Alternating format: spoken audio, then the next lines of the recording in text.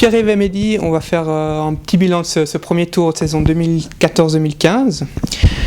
On va d'abord commencer avec toi, Pierre-Yves. On peut dire que l'FC Cholet-Bossy a fait un excellent premier tour. Ben, c'est pas compliqué. 6e année qu'on est en 2e Ligue Inter. On a fait un petit passage de 2 ans il y a 7-8 ans. Maintenant, c'est la 4e année de suite.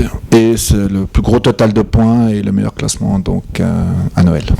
Donc avec 26 points, sauf erreur. Avec 26 points et la 3e place. Et là, il surtout la meilleure défense. La meilleure défense. Et je rajouterais même la meilleure défense. Une très bonne défense qui a assuré, à part le score un petit peu sévère contre UGS 3-0. Et revenez deux mots sur tu me dis la meilleure défense. Oui. Où je trouve ça important de dire qu'on a la meilleure défense, c'est pas parce qu'on a pris finalement moins de buts que les autres, c'est surtout dans le sens où j'ai l'impression que dans les matchs, l'adversaire, même s'il réussit à marquer de temps en temps, il n'a pas 36 occasions. Ça, je pense, c'est la plus grande crédibilité de la défense, c'est surtout par rapport à ce que l'adversaire se crée. Et pour moi, c'est plus important que le chiffre presque. Parce qu'effectivement, Mehdi, vous avez joué dans les matchs très, très compact, qui a posé des gros problèmes aux adversaires. Oui, c'est-à-dire qu'on a été très, très solidaire, très discipliné, j'ai envie de dire, surtout. Solidaire, on l'a toujours été, je crois, depuis toujours. Mais là, on a été vraiment très, très discipliné et puis très, très bien en place très souvent. Et comme l'a dit Pierre-Yves, c'est pas que les défenseurs, je veux dire, c'est depuis l'attaque. Je veux dire, on a un Kevin hier, c'était le premier défenseur cette saison dans notre équipe. Et il a fait un super boulot qui s'est répercuté aussi sur les lignes arrière, qui fait quoi l'adversaire se crée très peu d'occasions. D'ailleurs, si on regarde tous les buts qu'on a pris, il y a eu pas mal de penalties, il y a eu des erreurs individuelles et des choses comme ça, mais il y a eu très très peu d'actions dans le jeu que l'adversaire s'est créé. Effectivement, donc tu as assuré les arrières. Est-ce que, je pense qu'il y a certains buts plus frustrants que d'autres en fait que vous avez encaissés, Mehdi? Bon, après, à titre individuel, c'est clair qu'il y a quelques buts qui sont un petit peu frustrants, comme le deuxième de Dardania, par exemple. Mais non, moi, les buts qui m'ont le plus frustré, et le match qui m'a le plus frustré, c'était surtout celui du GS, à titre personnel, c'est clair. Parce que, comme je l'ai déjà dit, le gardien en face, lui, il avait fait son boulot, alors que moi, un peu moins. Et c'est ce qui a fait la différence dans des matchs qui sont comme ça, contre qui sont des matchs à enjeu importants, entre guillemets. C'est ce qui fait souvent la différence, c'est des tout petits détails. Et nous, moi personnellement, ça n'a pas été terrible ce jour-là. Effectivement, c'était un match à oublier. Je trouve je pense pas que c'est un match à oublier UGS parce que premièrement, je trouve c'est du point de vue de la qualité du jeu, ce qui est paradoxal, mais on n'en parle pas souvent peut-être à Cholet, mais je trouve qu'on a fait une première mi-temps qui était largement au-dessus du niveau de la 2e Ligue Inter peut-être, en tout cas largement au-dessus du GS. Ça s'est pas concrétisé comme on l'a dit avant avec Mehdi parce que ça a tenu à pas grand-chose à mon avis. La 2e mi-temps était un peu moins bonne, mais je pense quand même avec un bon Cholet-Bossy. Donc je pense qu'il faut toujours prendre positif même de défaite et je pense qu'on l'a vu pour les 2 derniers matchs et ça a bien tourné en notre faveur et je pense aussi parce qu'on a bien commencé à tourner en notre faveur grâce au match du GS, je pense. Effectivement, Pierre-Yves, tu avais un 11 de base qui restait stable durant les matchs. À ce niveau-là, c'est toujours difficile de gérer l'équipe parce qu'il y a des absents, des blessés. Ouais, mais je pense que la stabilité la plus importante, c'est vrai, dans les lignes défensives, je pense, si on arrive à avoir une stabilité du point de vue des joueurs, c'est-à-dire pas tourner continuellement, je pense que ça aide malgré tout par rapport aux automatismes. Donc défensivement, si on veut être efficace, je pense que ça part aussi avec, entre guillemets, une défense type, ou en tout cas 5-6 joueurs, on sait, qui sont remplaçables les uns les autres sans que ça porte à conséquences négativement. Mehdi, toi, quel est le match que tu as trouvé que Cholet était parfait à 100%?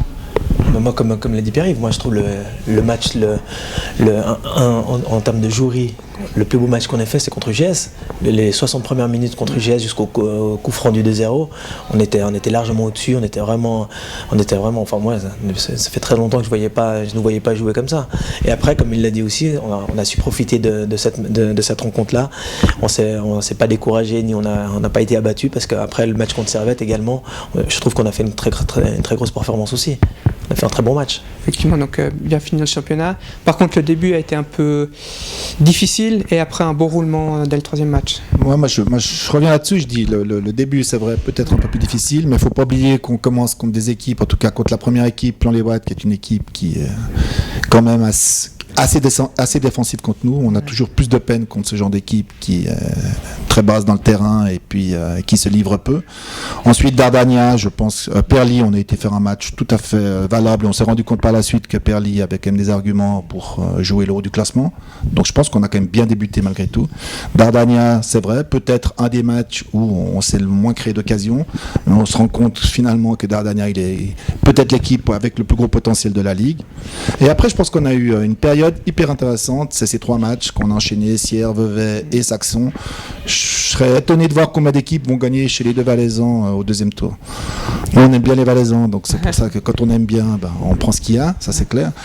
Donc on ne s'est pas gêné, et puis ça fait toujours plaisir de prendre 6 points quand on fait 2 déplacements au Valais, parce que Sierre, je crois qu'il n'avait pas égaré 3 points depuis en tout cas plus d'une année sur son terrain. Ouais, et ce sera intéressant de voir au 2e tour s'ils en égarent beaucoup. Donc en fait, tu m'as coupé un peu l'art sur le pied parce que tu as parlé des 2 premiers chapitres, que je voulais couper la saison en 4 chapitres en fait. C'est que je devinais ce que voilà, exactement. On va commencer avec toi, Mehdi. Premier chapitre, les 3 premiers matchs. Comme a dit Pierre-Yves, c'était plus ou moins un bon début. Moi, je l'ai nommé début mitigé, les 3 premiers matchs, contre Plain-les-Ouates, Perly et Dardania. Oh, c'est clairement mitigé, hein. On a fait 4 points en 3 matchs, c'est clair que c'était mitigé. Après bon, c'était mitigé, mais je pense que avec le recul, je pense que ça a forgé aussi le reste de la saison, parce que sur les 4 points qu'on fait durant ces 3 premiers matchs, il y a 4 points qu'on fait après le temps réglementaire, dans les arrêts de jeu. Perly, on se fait égaliser à 85e je crois, et on marque à la 93e la dernière action. Plain-les-Ouates, on égalise juste à la fin aussi. C'est des points qui sont importants, bon, comptablement c'est clair, mais surtout pour le mental et pour la suite de la compétition. Et malgré ce faux pas contre Dardania, on a su bien réagir après, ce qui montre la qualité du groupe et la force mentale du groupe. Effectivement, donc ça a pu avoir un bon déroulement, c'est débloqué à partir de Sierre. Donc le 2e chapitre, on va parler avec toi Pierre-Yves, bonne série contre les 2 Valaisans, Vevey, Vernier et Verrier. Moi je mets des bémols Vernier plutôt, c'est dans ce sens là je crois. D'abord Verrier, c'est d'abord Vernier, je pense que c'est pas suffisant ce qu'on a fait, ça c'est clair. On doit prendre des 3 points contre Vernier, on doit être capable à l'heure actuelle par rapport au contingent de passer une défense qui est regroupée. Ça, je pense qu'on doit aussi progresser peut-être dans les petits espaces offensifs. Et c'est clair que c'est pas suffisant de prendre un point si on a des ambitions pour jouer du classement contre Vernier à la maison, ça c'est clair. Par contre, c'est vrai, les 3 matchs comme je l'ai dit auparavant, ça c'était une grande satisfaction aussi dans le point de vue du jeu, quoi. À Saxon, je pense qu'on a fait un très bon match football. À Sierre, c'était rien à reprocher parce qu'on a laissé passer aussi un petit passage difficile, début de la 2e, mais sans paniquer, en étant serein, en faisant 3 buts de différence chez eux. Et Vevey, qui est quand même, faut pas rêver, une équipe avec un gros potentiel. Donc il y a des bons joueurs dans cette équipe. Et puis on a gagné 3-2 aussi dans les derniers moments, mais contre une équipe avec des joueurs avec un certain niveau. Donc ça, c'est intéressant. Après Vernier, un peu décevant. Verrier, on s'en tire bien, faut pas rêver. On était et de loin pas supérieur à Verrier sur ce match-là. On a pris les 3 points un petit peu chanceusement. On était les chercher quand même. Voilà, ça c'est le passage intermédiaire. Donc ça nous fait déboucher sur la 3e chapitre avec toi Mehdi. 3 matchs prestations de Collet très, très régulière contre défaite frustrante contre Signal, après victoire quand même contre Montreux et défaite ensuite contre UGS. C'est un peu cette fin de championnat, cette fin de premier tour. Moi j'ai trouvé que malgré les défaites contre Bernay et contre UGS, qu'on a été très très costaud. On était visiblement, maintenant on a un nouveau statut dans la ligue parce qu'on était assez craint visiblement dans ces rencontres-là, et sans les performances des gardiens adverses contre Bernay et UGS, je pense qu'on prend 3 points, parce qu'en première mi-temps à Bernay on peut marquer 2-3 buts si le gardien Fontaine ne fait pas des arrêts magnifiques, et contre UGS aussi, si le gardien il sort pas un magnifique arrêt juste avant la mi-temps sur une action de Beuchat, peut-être les matchs sont différents. Donc, mais je trouve qu'on a été très costaud, qu'on a été très bon, et après ça s'est confirmé au niveau comptable par rapport à des matchs comme Montreux, même si on n'a pas été transcendant, mais on gagne quand même 3-0 contre une équipe de Montreux qui a fait pas mal de points sur la fin et qui a été très très difficile à manier par rapport aux autres adversaires. Et après on finit avec des victoires avec Saxon et Bassara et Servette. Ouais. Donc qui nous permet de finir sur le dernier chapitre, donc finir en beauté en fait, Pierre.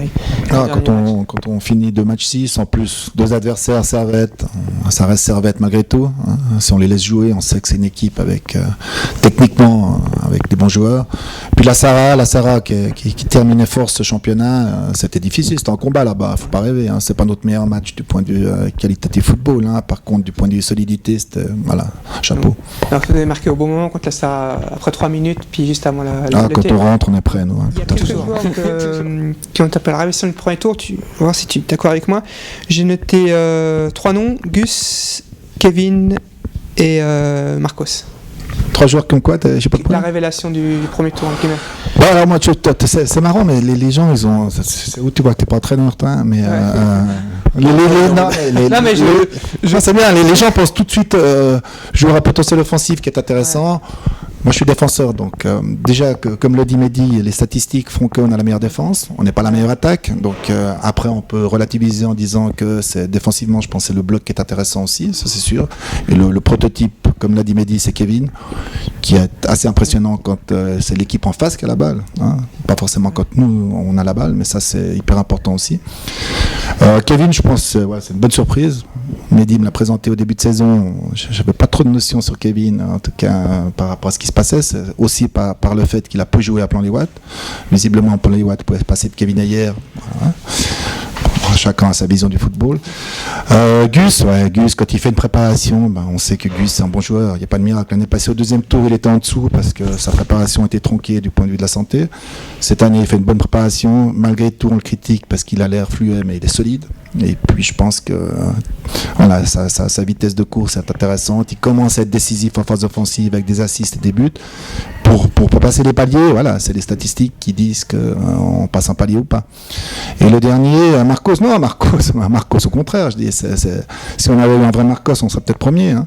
Marcos, il était continuellement blessé, il a subi sa blessure, voilà. Ensuite, on sait très bien que inévitablement, physiquement, quand on loupe des matchs parce qu'on est blessé longtemps, ça s'empathie du point de vue de la condition physique.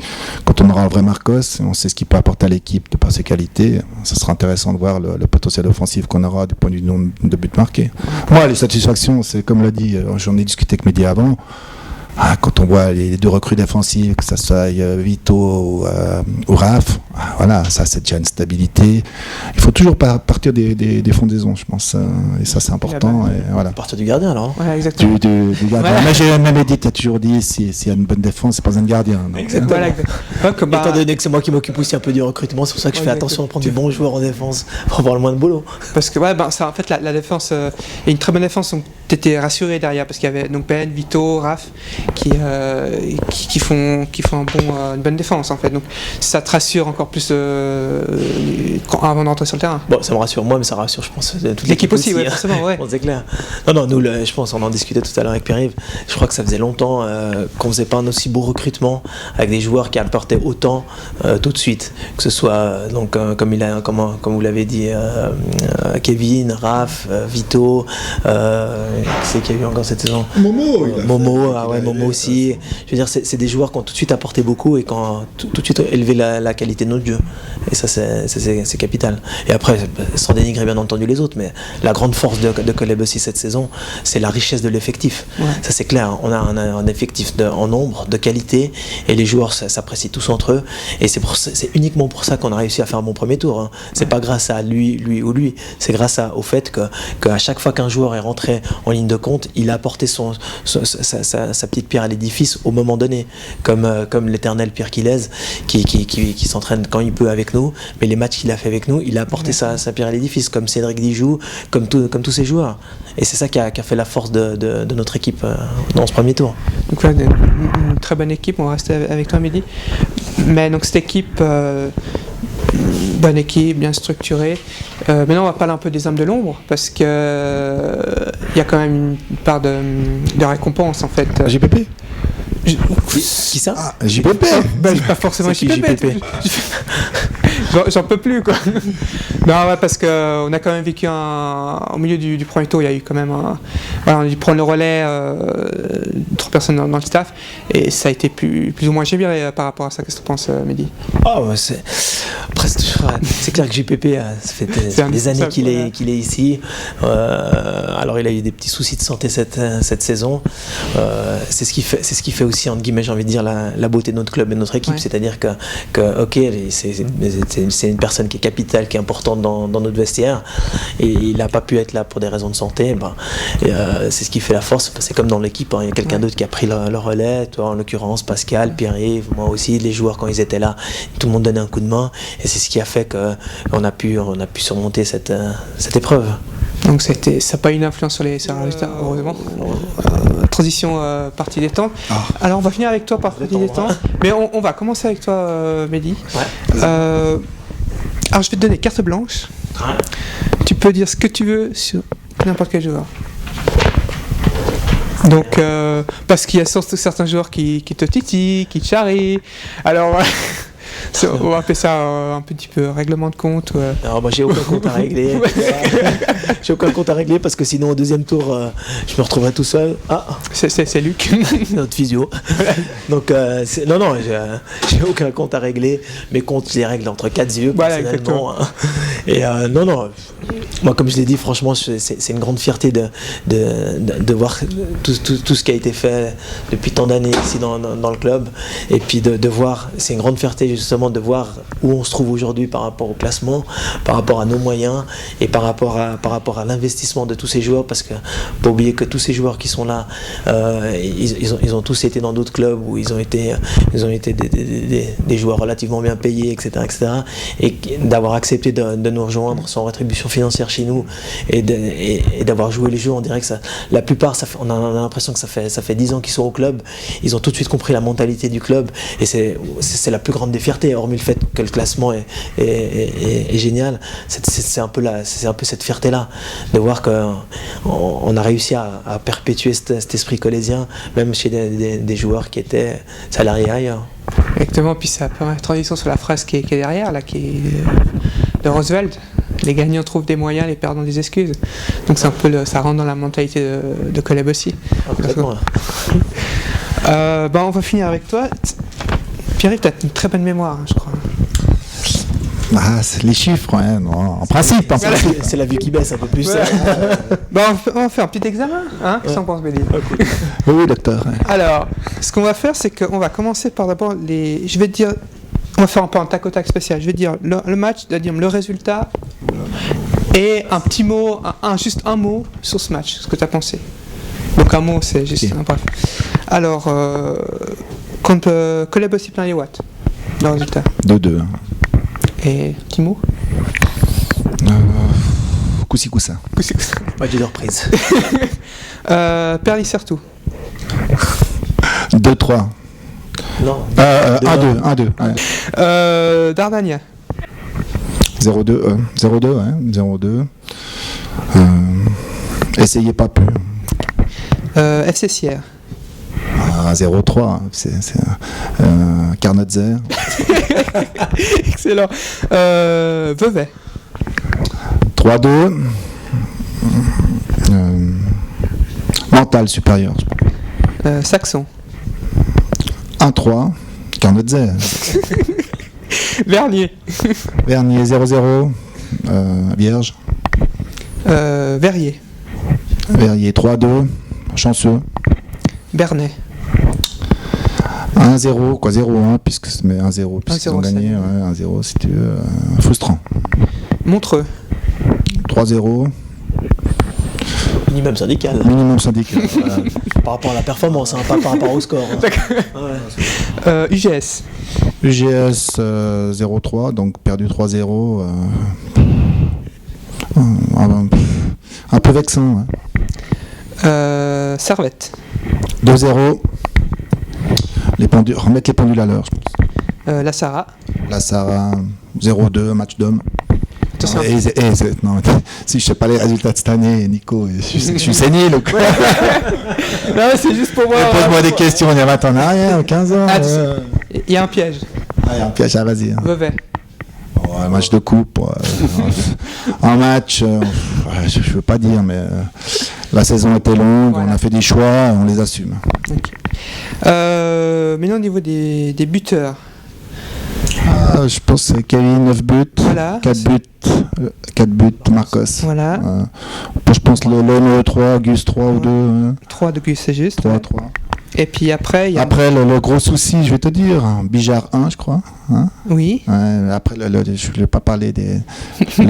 toujours ma grande déception, et tous les joueurs le savent, parce que s'ils savent un petit peu lire tous les anciens passages qui relataient un petit peu ce qui se passait à l'époque, quand on est défenseur, on marque sur corner, visiblement, ils n'ont pas encore bien assimilé la leçon. Ouais. J'espère que ça viendra, parce que je pense que c'est tellement des plus faciles à avoir que c'est dommage qu'on n'en ait pas autant.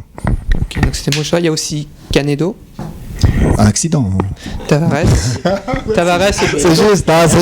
Cani, ouais, bien sûr, merveilleux, la Perli. Belle frappe de pur. Coup du pied, toute la technique. Il a vu le gardien avancer. Il a vu le ballon arriver, position du corps idéale, frappe coup du pied sous la langue. Canedo, qui est notre maître coordination, je pense qu'il a tout de suite, il a senti la possibilité de le mettre au fond. Ouais. Bravo Julien. Ensuite il y a Tavares. Un but à Saxon. Qui Daniel Tavares. Tu connais. Puis ensuite il y a le kangourou, Becha, ouais, il a mis un, Bastien. Ouais, il en a mis un, ouais. Attends, ne me dis pas. Ah. C'était où?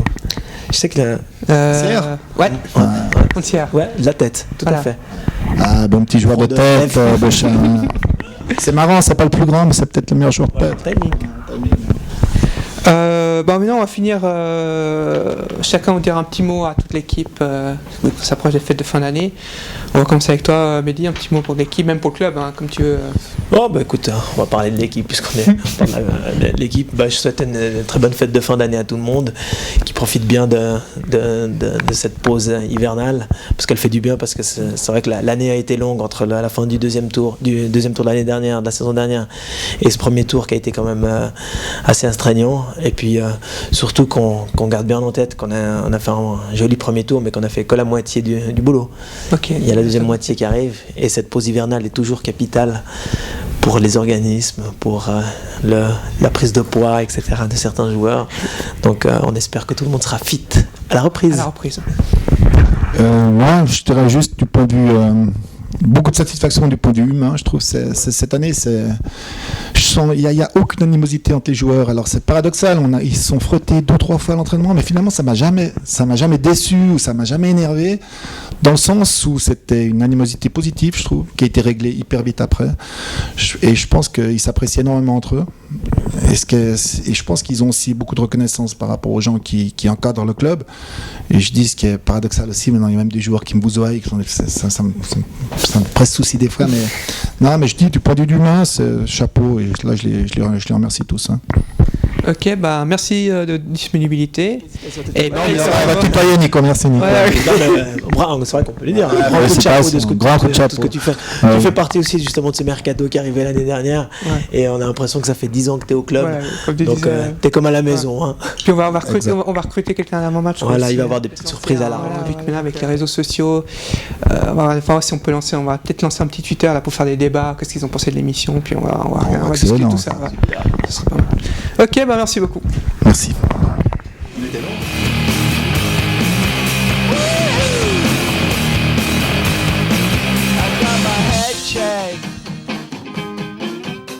Chamba